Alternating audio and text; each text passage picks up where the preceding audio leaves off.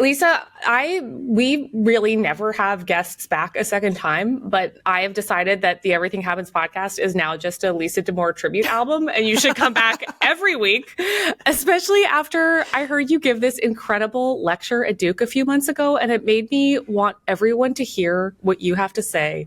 You make managing fear and anxiety around teens' mental health feel so much less scary, so much more accessible. So thank you so much for being my official co-host until the end of time with me today. I'm deeply honored. This is the best thing that has happened to me professionally in ages. Let's do it. Let's do it. Okay, I want to start with the big trope that we see reflected in the media and in conversations, and it always goes like, the teens are not okay. So I wondered if we could crack that open a little bit today and start with maybe how the pandemic might have exacerbated an issue that perhaps already existed. Ooh, I am so glad we're starting here. Okay, so I don't want to in any way minimize, we are in a very particular and painful moment with adolescents. And there is an adolescent mental health crisis, and we need to tackle it, with everything we've got. But we've gone from being frightened of teenagers to being frightened for teenagers. Wow. And yeah. Okay, I think we should be frightened for teenagers. Yeah. I think there is a lot on the table here right now. I also want us to be cautious of stereotypes, whatever they are.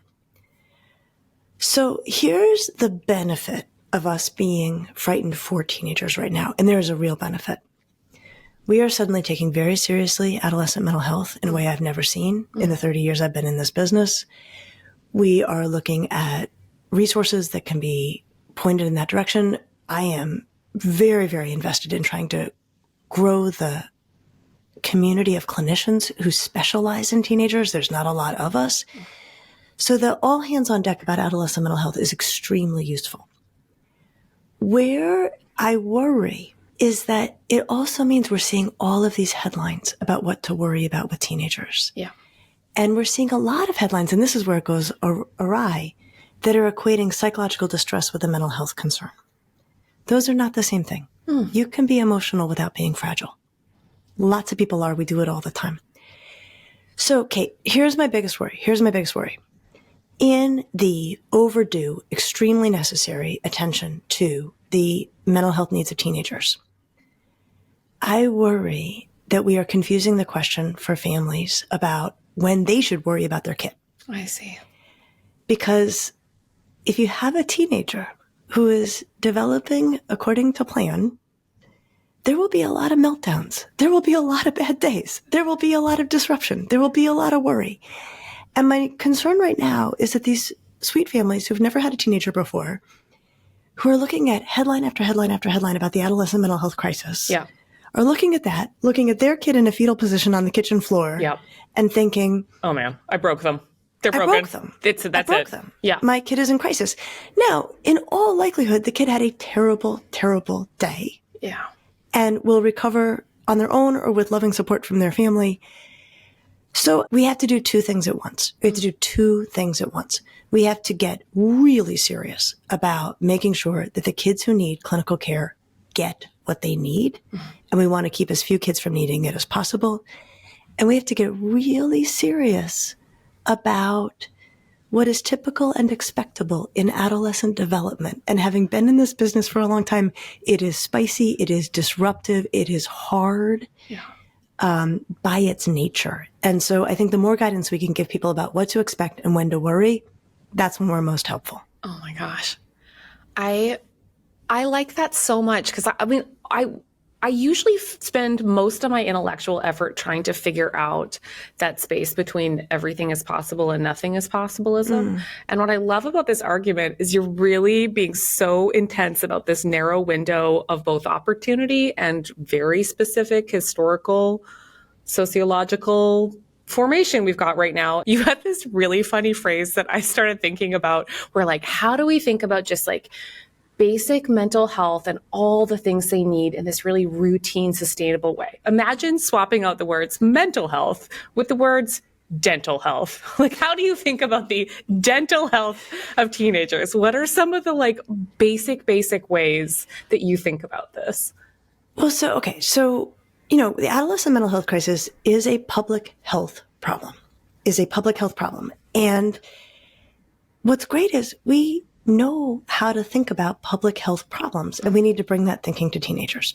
So when we think about public health problems, you think in terms of primary, secondary, and tertiary intervention. Yes. So using dental health models, which I find very helpful, primary prevention is what we give everybody to try to keep them healthy. So in dental terms, this is fluoride in the water, right? Like just reduce cavities everywhere by having fluoride in the water. Okay, so then the first question is, what is primary prevention for teenagers? What is the psychological fluoride in the water for teenagers? And we know some things. Okay, so boring, so not sexy, a good night's sleep. Sleep and mental health are extremely tightly correlated. And when teenagers are not sleeping, their mental health degrades very quickly. This is true for all of us. I think teenagers can be very vulnerable to this. I think some of the worry about the phones is probably a sleep worry. I see. That kids have their phones in their rooms and it's keeping them up, and that's leading to mental health concerns. So sleep is a huge thing we can do. And Lisa, how much sleep are we talking about? It's a lot more than people think. It's a lot more. So here are averages, right? So high schoolers are supposed to get between 8 and 10 hours of sleep. So an average of 9 hours of sleep. I know, which is so wildly How is that higher. even possible? Well, it's often not. So did we just imagine at some point that they're supposed to get 7 and we all locked that into We our just sort of brains? decided this, or we came to this agreement, but it's not actually biologically what they need and deserve. So teenagers really are usually sleep deprived. And so that's a factor. One thing, the data are very clear, delayed school start times work. Wow. Yeah. We know this. I mean, and this is what's so interesting to me. Like we have studies that tell us these things. And when schools delay start times, we see mental health improve in teenagers. We see it all happen. So we know what matters and we know what makes a difference. And I think it's important that we just start from that primary prevention approach of like, generically, how do we keep fewer kids from having mental health concerns? Yeah. And things like getting a good night's sleep, going to school later if they can. Mm-hmm. The other key factor is strong relationships with caring adults. This is critical for teenagers. I want to hear all about this because I've heard you say that like kids are saved by theater teachers, like that this is not a small thing for there to be somebody influential that's like pitching in or like just consistently having a helpful and strong opinion. It's huge. And here's the thing, Kate, that I think we have to work against is that people feel like teenagers don't like adults or don't want adults in their business. And there's some truth to the not wanting adults in their business, right? But we have to reconcile that with this really clear finding that the single most powerful force for adolescent mental health is strong relationships with caring adults. So here's what teenagers don't like. They don't always like adults with an agenda. And often adults have an agenda when it comes to a teenager. And they really don't like, and they can detect at 1,000 yards, adults who don't like teenagers or who think less of them. You know that, right? Yeah. You know, that they can just tell someone who's got their stereotypes locked and loaded and is coming their way. Yeah. If, however, you are an adult who loves and respects teenagers and finds them inherently interesting. Yeah. They can smell that too. I mean, our culture doesn't have a lot of intergenerational opportunities left. We don't do a lot of things where there's an old person and a young person and the same thing. But a lot of people in this community have like a church situation or a community situation where there's a lot of opportunities to mix it up. If they're one of these people and they're not totally sure how to get somebody, maybe they've a teenage acquaintance to open up. How do you talk to teenagers, Lisa, question mark, even though that was... No, this is great. First, you have to adopt the stance of like, these are the most interesting human beings in the world. Like, you have to believe that. Cute. I believe that. I like that. You have to embody and hold that feeling. And then I think you go to them and say like, what do you have going on that's really interesting to you right now? Right? Something like that. Like no angle, no agenda, no, I'm asking you this because there's a gotcha at the end. Just like, what's like the most interesting thing you got going right now? Or what do you find most compelling right now? Just to like get into their world and let them drive. I think we should not underestimate our ability to help teenagers out who are not actually our kids. And I'll tell you a story. This, like, I may choke up in telling you this, but it was like this is such a good example. I was at a school a couple of months ago, and I was actually talking with the faculty about the extraordinary power they have to be there for teenagers in unique ways. And one of the faculty members came up to me afterwards, and he got a little choked up telling me this. And he said, you know, my high school situation, my family, it was not good. It was really not good. Like my situation in my home. And he said there was one teacher I could talk to about it. And what that teacher said to me was, your situation probably will not change. You will over time get better at dealing with the situation.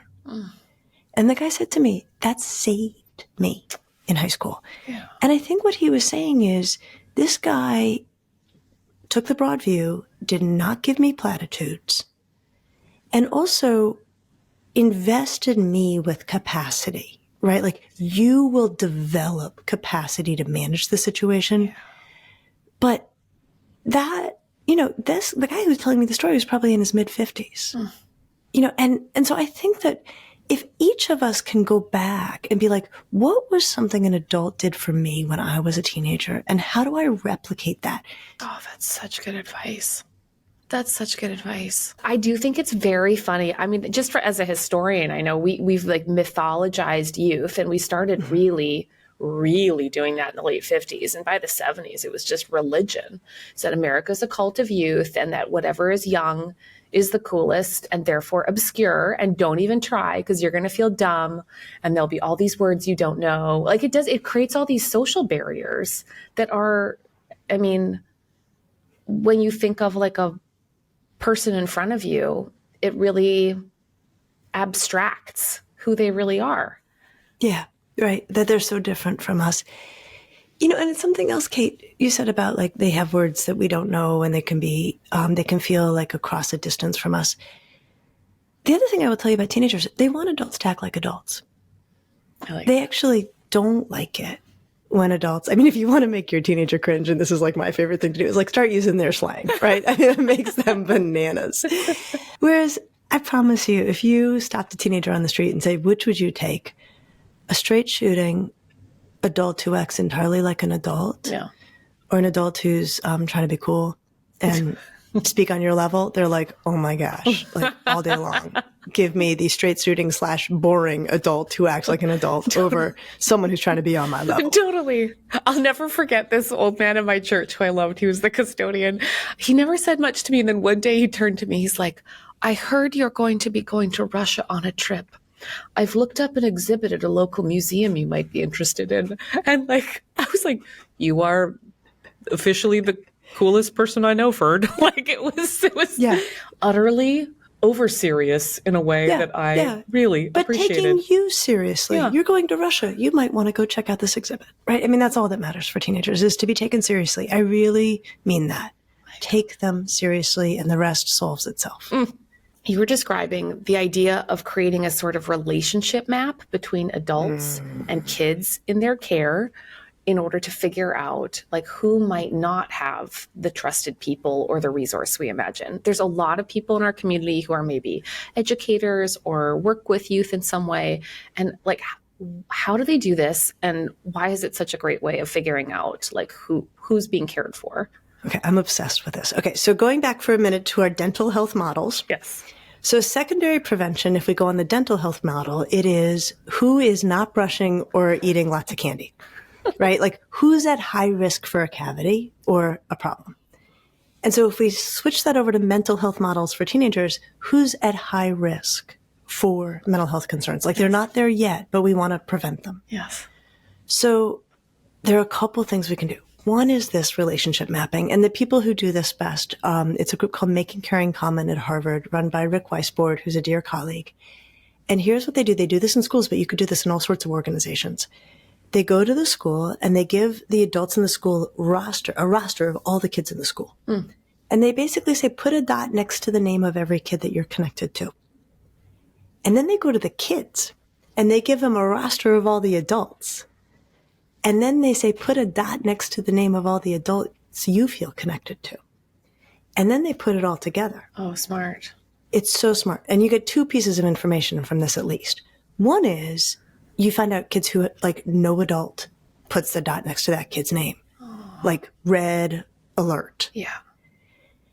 The other is you find out if the kid feels connected to the adult who thinks they're connected to that Do kid. you like me too? Exactly. Because if the adult's like, oh yeah, we're best friends, and the kid's like, I don't even know that person's name, right? Like, then you've got a problem. Now, I am saying adults in the building. I'm not saying teachers. I see. I'm thinking about your custodian. Yeah. I am thinking about the person at the front desk at some schools. Yeah. Kids, it's all a chemistry problem. And kids need to find the adult with whom they have the right chemistry. Smart. And so when I'm working with a school, I am so glad if I'm presenting, the faculty and the staff are there.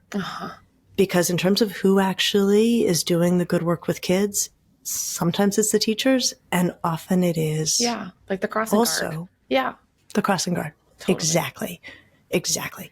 So that's one model where we can catch kids who may not yet be on our radar, but if they are not connected to an adult, are cruising for trouble. Like we just know it. Like it's like internal trouble or external trouble. Like it's not what we want to see. Even just you describing that, like people in my life that just went unwitnessed, like Yes. they just, it's not like they wanted to be that bad. There just wasn't anybody that was going to ask. That's what I worry about the most, right? But imagine a kid who doesn't have that. Yeah. Picture a teenager with no meaningful connection to a caring adult at home or outside the home. Intuitively, we know that is not good. Yeah, that's right. Not good. And that's where people are saved by their theater teacher, saved by a neighbor, saved by someone in their church who sees them, reaches out, says, what are you liking these days? How are you? Like, really, how are you? That's so good. That's really good. I have many things I really like about you, comma, Lisa, comma. But one of them is that you have the opposite reflex of most of the parenting advice that I hear. Because one bit of advice I hear a lot is like, look, like when you see a teenager going through something, just treat them really delicately. Like just back off and they'll come to it on their own. And you're like, look, look, I have seen you ask more from people. And I just want to hear you talk about why asking more from teenagers is also like a good way of creating durable connections. So, okay, it goes to something I threw out earlier and I want to come back to, and I think you and I should have a t-shirt that we're going to make. Yes. Because I think about this that says emotional does not equal fragile. Right? I think that is a place, especially with these super duper scary headlines about teenagers. Then we see them getting emotional. We can make the assumption that means they're fragile, which then puts us in this position of like, back off, don't, rock the boat with them. Yeah. Okay. If we uncouple those, if we say you can be very, very emotional without being fragile, that changes how we approach teenagers. Because we can be like, what is going on? You are clearly really upset. You are clearly really upset. Like I see it and I'm interested and I'm curious. As soon as you're talking to them, you're already saying, this is in the realm of what can be managed. We can talk right about it. We can go right at it. I think about a dear colleague of mine who we were in a supervision group together, and like the scariest things in our lives, the things that we're most frightened of, she would say, honestly, the best thing is just turn and face them. Turn and face them. And so I think that that's the instinct I always have around these things is if we treat kids as fragile, they feel more fragile. Yes. If we say like, these are some big feelings, like help me understand them more, That is let's just turn and face it. I'm right next to you while we turn and face it. And the fact that we are turning and facing it, we're already saying, this is not so it can't be that bad. Yes, or this is in exactly. the realm of manageable. Yes, it's not so bad. We can't do something about this. Man, I really, really have seen so many. I mean, I'm just thinking of people who are now adults whose parents treated some kind of emotional episode as being too big to handle. And like, as the friend, you heard all about it and you thought like, oh man, this is like a big deal, but somebody just needs to get in there with them. And yet their parents just like backed up. And then they thought, oh my gosh, there's something really wrong with me. This is really bad, right? This is really bad. One thing I have been thinking about so much, and you're a mom, right? I think about that moment when your kid's in pain, and your kid's in pain in front of you. And I'm a mom. And I think about how every cell in our body just wants the pain to stop. Yes. Wants the pain to stop. So in those moments when we do come up against adults who are like trying to like shut it down or trying to reassure very quickly or, not doing what, just being a steady presence, being curious about what's happening. I also have so much empathy for the adult in that moment who is like, you are in pain. I want nothing more in the whole world than for it to stop. How fast can we get there? How fast can we get there? Yeah. And I think that that's sometimes when, to use finger quotes, when we're misstepping, it comes from like that incredibly loving, and I would even say like almost evolutionarily driven place of my progeny is in pain. How do I make it stop? Yes, that makes sense. Either by pretending it's not happening or by bubble wrapping or by making it easier. Or intervening right away. I mean, like it all, like I have to tell you, there's so little I've ever seen in parenting that I couldn't understand. One of the surprising parts of current research you describe is that talking about depression and anxiety might actually not help in the way that we imagine.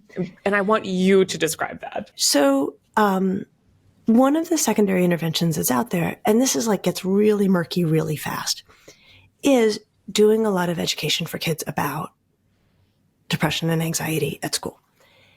This can go really well. This can sometimes not go so well. And we have some early data that sometimes talking about what I would say like pathology, talking about pathology a lot, we have some early data showing that it can actually leave kids feeling worse. How many of you feel horrible right now? Exactly.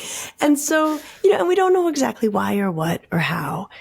And I do think it's actually important to talk with kids about diagnoses and when you've crossed the line from sadness to depression, when you've crossed the lines from nerves to anxiety. But what we don't want to do, and I think that this may be, who knows what accounts for this, is that I worry sometimes that like maybe kids are like, okay, so that's depression. If I think I have it or my friend has it, like now what are we supposed to do? Right? Like that we want to make sure that there's a clear, here's why we taught you this, here's what we want you to do, and it's not on you to fix it. So I'm a big fan when we do any form of school-based, population-wide education. I'm a big fan. I actually do think we should talk about pathology. I think we should say to kids, here are the things you want to be looking for in yourselves and your friends. And it's things like, self-harm. You don't have to go into details about that. Kids know what that is.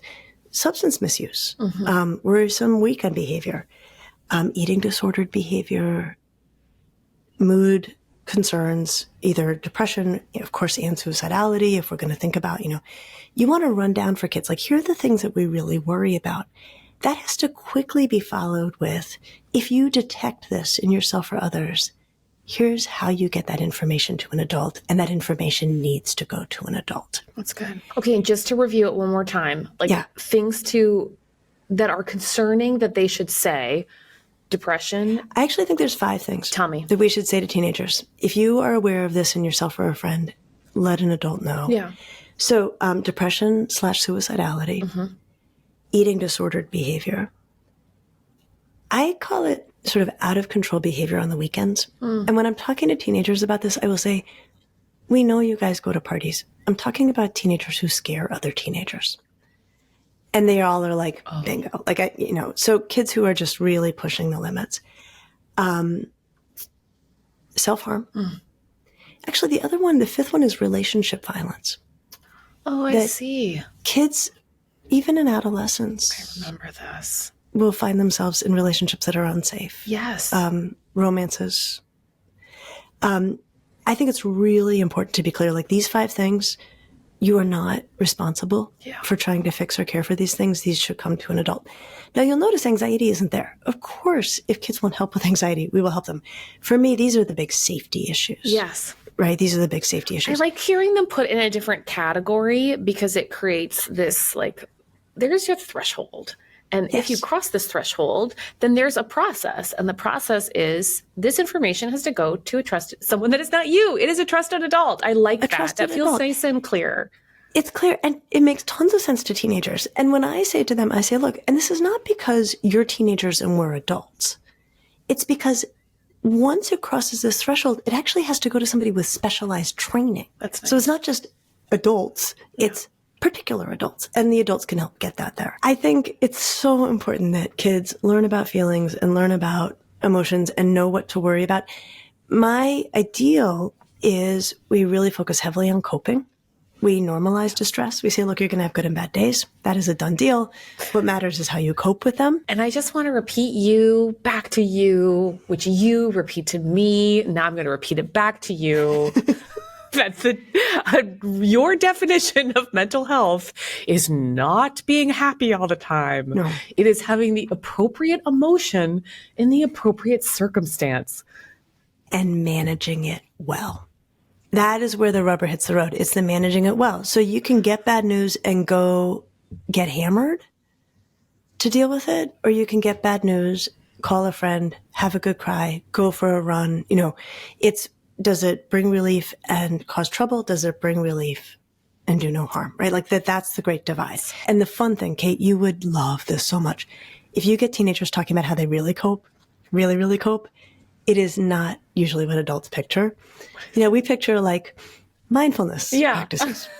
I don't usually hear about that from teenagers. The thing I'm hearing, this is so delightful to me. A lot of high school junior and senior girls are currently watching Barbie Dreamhouse, Barbie and her friend's Dreamhouse, the cartoon. Stop. They love it. They love it. It helps them feel better. And these are like women who could run a corporation, right? You know, but they're like, when I really need to take the edge off, Barbie and Friends Dreamhouse, right? It's Like just they are so soothing. so soothing, familiar. They know where it's going. It's all pink. It's pink. Somebody wins in the takes end them that's back a to a time woman. that was easier. It's like the cutest thing. You know, and I've had 17-year-old boys like say to me, oh, I go reread my Captain Underpants books. Oh, that's Right? nice. Yeah, I mean, these are, you know, guys who are like shaving, right? And so I think being open to how teenagers cope is really like fun. that. I like that so much. It lets people be like just sort of mush inside that is trying to find their own sweet little way. Yeah, no, it's so the key here is the big stuff has to go to adults, and teenagers need to know what it is. Yeah. And they're relieved to hear it. They don't want to be responsible for each other's very scary things. Oh my gosh. Because it's so true. We all remember that feeling where we found something out that was too heavy to carry and we didn't know what to do. Yep. I will say, and I'm skidding over this, and I want to sort of take a minute. The question of teenagers feeling comfortable telling adults what they know is a big one. Yeah. They worry a lot that if I tell you that my friend's being out of control or that they worry a lot that their friend will get busted or in trouble or they'll be disloyal. Like they're very, very loyal to one another. And one thing I have found that can sometimes help get over the hump with that, I will say to teenagers, why don't you tell me the entire situation, not tell me the kid? Oh, nice. And I will tell you what I think we should do. Smart. And then you can decide if you want to tell me who you're talking about. Oh, I like that. And that is enough usually for the adult to take a beat and be like, okay, well, in that situation, what I would probably do is I'd call the school, let them know this information, or we need to get that information to that child's family. You know, here's 14 ways we could try to do that. But you can play it all out in the hypothetical. And then the teenager can be like, yes, no, maybe yes. Okay, here's the name of the kid I'm worried about. So that little adjustment can go very, very far. Yeah, that makes sense. everyone is the most worried about social media. The words social media are entirely equated in people's minds with like the breaking of the adolescent mind. Why are you less worried about social media than if I used a crazy voice right now? Okay, so we do worry about social media, and we do know that there are definitely conditions where it is bad for adolescent mental health. And I'm going to tell you exactly what those conditions are. One is when it is crowding out all the stuff that is good for child development. So social media should not interfere with sleep, physical activity, in-person time with friends, studying in a focused way, helping out.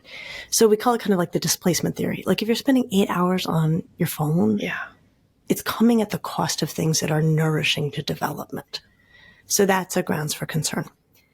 The other grounds for concern, and these are both facts driven by the algorithm, is that social media has really toxic, garbagey stuff that your kid will see. Like there's just no question about it. And unfortunately, the algorithms will throw in that stuff whether or not your kid's looking for it. The problem with the algorithm and teenagers is that teenagers are vulnerable to norm shifts. More than kids are, more than adults are. Teenagers, if they think that it is what everyone's doing, they themselves will do it.